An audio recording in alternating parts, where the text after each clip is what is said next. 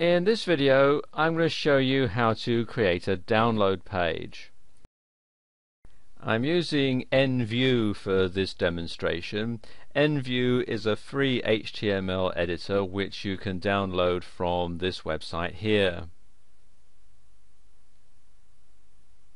And the first thing I'm going to do on this download page is create a table to keep all the contents of the download page in. And the reason I'm going to do that is because if I set it at a fixed width, it means that this web page will look exactly the same on every browser and every screen resolution. So it just keeps it looking a bit neater. So come up here to Table and click on the icon.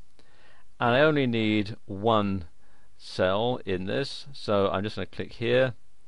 And there we go, it's set up. Now I need to change the attributes, so click once inside the table, come up here to Table, and then Table Properties. And you can see here it's got one row and one column, and I don't really want it that wide, so I'm going to make this, let's make it 600 pixels,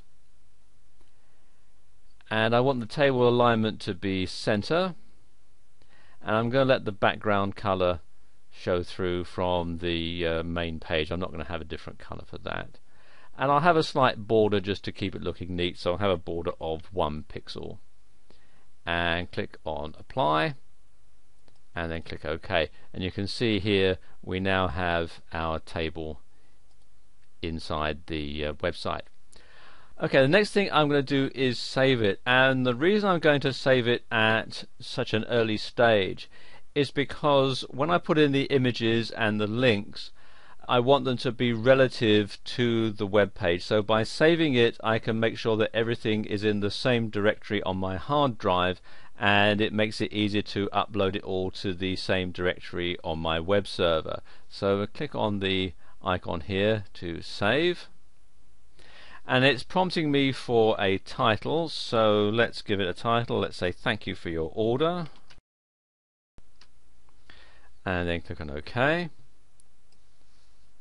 You get this pop-up window, and I'm going to save it in this folder here, website. It'll automatically call it the same file name as the title. I don't want that. I'm going to rename it. Now you need to make sure that it's difficult for anybody who might be going to hack into your website to find your download page. I'll talk a bit more about this a bit later on, but be imaginative in what you name this page. Don't just simply call it download.html or thankyou.html, because that's just asking for trouble. It'll make it very easy for hackers to find your website, find your download page, and then steal your product. So what I usually do is just give it a random name, a random collection of letters and numbers. So just do that.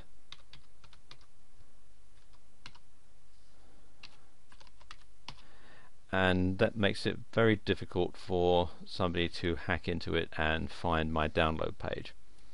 Okay, and click on Save. Right, now we need to start filling in the content for our download page.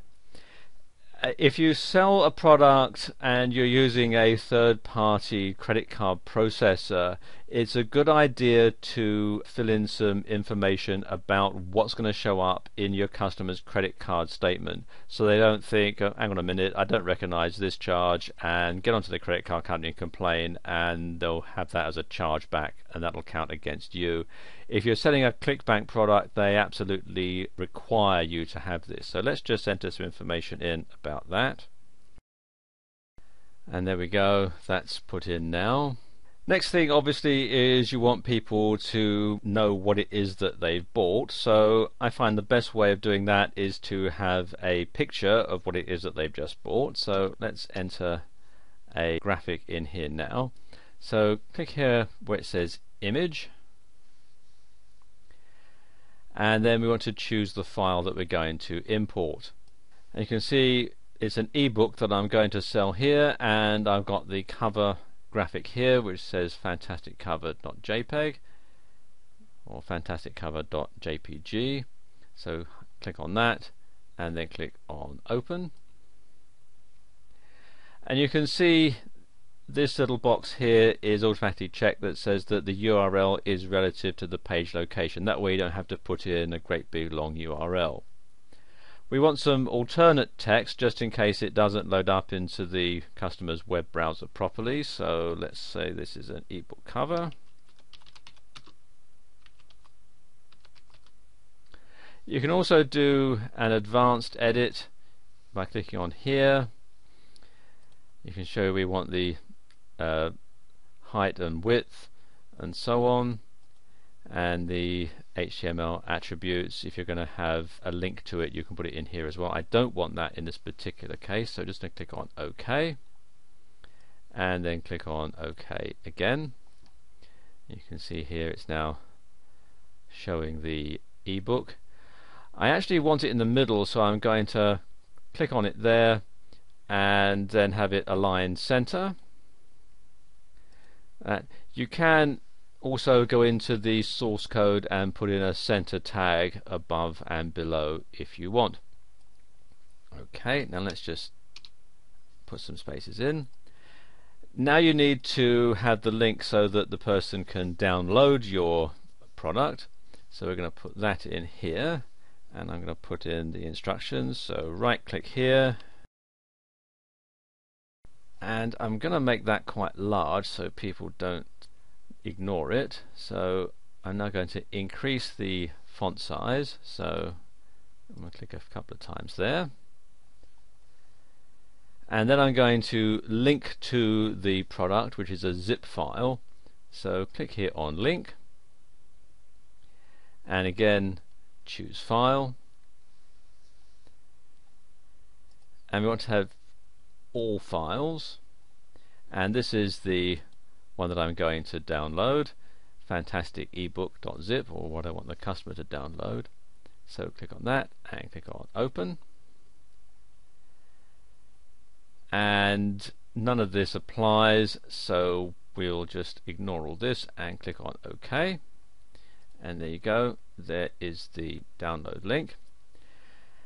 Now if you are selling a product which is going to require some extra software for your customer to use it, it makes sense to include a link to where you can download that particular piece of software. Now there are two pieces of software that the customer of this product is going to need. One is Zip to unzip the file, and the other is Adobe Acrobat Reader to access the PDF file that's inside. So I'll put in a couple of links to those.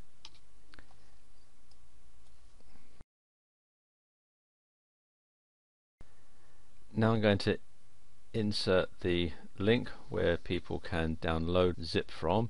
Similar procedure, I'm going to click on the link tab, and I'm going to enter the complete URL into here now. Then you want to have the target where the link is going to be open. I'm going to click this one so that it'll open the link in a new window.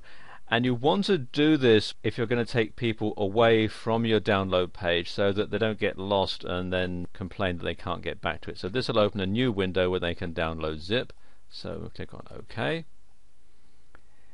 And I'm going to do the same thing here for Adobe Acrobat Reader. So that's that done. Final thing you need to do is to have a link to your help desk, just in case your customers have problems downloading the file, or it doesn't unzip properly, or it gets corrupted or something like that, so they can get in touch with you easily. So again, similar thing, another link goes in here. There we are, now that's done. So now I need to save it again.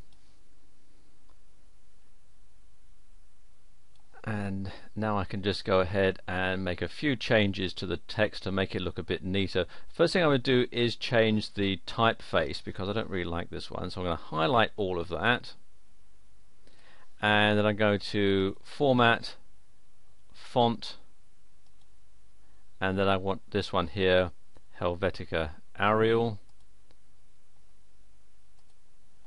and there we go. You can see it's changed the spacing a little bit, so I don't want an orphan on there, so I'm just going to delete where it says from. The link will still work, as you can see, and then I'm going to put a heading here. I'm going to change this and make it the heading, so come here to where it says body text, click on the little arrow, select heading 1, there we go, and it says thank you for your order, and then I'll save that again. Now the last thing to do is to stop the search engines from listing this, and the simplest way to do this is to edit the source code.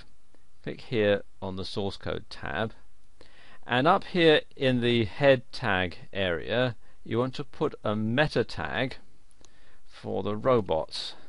So we type here left arrow meta space name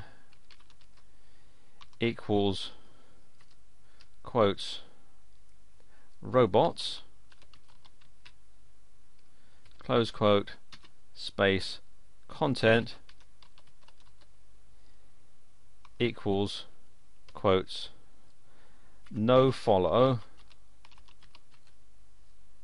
no archive, no index,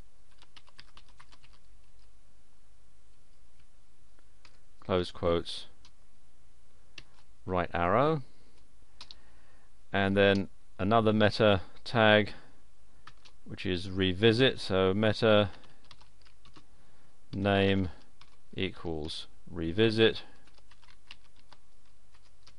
content equals never, and then close the tag. And what this is doing is it's telling Google and the other search engine spiders that you don't want this particular page indexed in the Google index, you don't want it archived in the Google archive, you don't want any links that are on it followed, and basically after you've been to this page, robot, don't come back. So there you go, and save that as well. There are other precautions that you can take to stop your download from being stolen or to stop your download page from being found and hacked into.